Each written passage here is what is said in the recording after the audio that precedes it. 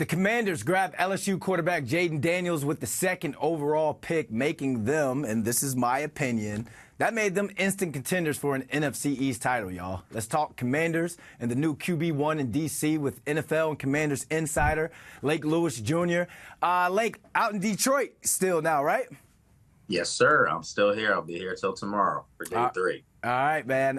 Great pick for the organization. I had a chance to talk with Jayden out at the Super Bowl. Great dude. But I was on your Instagram a couple hours before the draft. I saw that you posted that you were told Jayden Daniels to Washington was a done deal. They went and got their guy. What does Jayden Daniels bring to the Commanders' offense?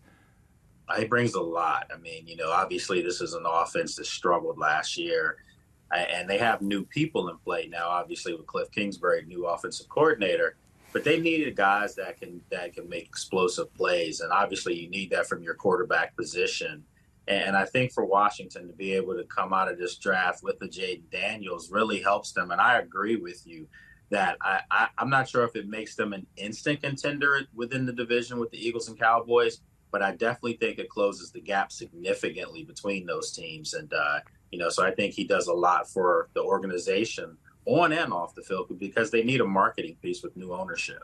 Yeah, and I threw in, when I said that, I threw in the fact that Dan Quinn's there to strengthen that defense and make them a lot better. So, again, it's a QB-driven league, and I think they went and got, in my opinion, the best quarterback in the draft. I want to get your thoughts on the path to the draft because Washington hosted a bunch of quarterbacks on a visit ahead of the draft. Were they sold on Jayden before that visit, or did Jayden just make that big of an impression to lock up the number 2 spot? They were sold on Jayden before that, and I'm glad you asked that because it's hard for me, somebody that's in the building connected to see some of the stories that come out. I'm like, I can't refute all of them, but at the end of the day, they liked Jayden from day one. Obviously, when they realized that Chicago was not going to, take any offers for the number 1 pick to get Caleb Williams, who's from D.C., I think that they signaled in on Jayden. And I think if you look at what he can do, there's some people that feels like there's not much of a difference between him and Caleb Williams. So in any other year, I think Jayden clearly would have been the number 1 quarterback off the board. So for Washington, they liked the kid. I think that, they had to do their due diligence, though, and they did. And they walked away probably even more convinced that he was their guy. Was there any chance that Washington could have possibly traded back? Like, did anyone come with anything, a good enough package to trade that second overall pick?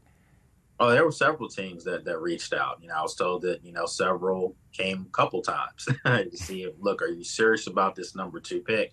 But Adam Peters told us, people cover the team. He told us a couple of weeks ago that he feels really strong that they're not moving out of that spot. So, again, they knew who they wanted, and I had even tweeted out yesterday before the draft started, not just that I knew that they were going to take him as I was told it was already a done deal, but I also was told that unless it was a king's ransom where some teams came with a ridiculous haul, maybe 3-4 first rounders or something, then of course you listen to that, but no one was going to do that. So I think from day one, from my circles, I knew it was Jayden Daniels. I've been saying that, since the combine in Indy, and, pretty sure about it.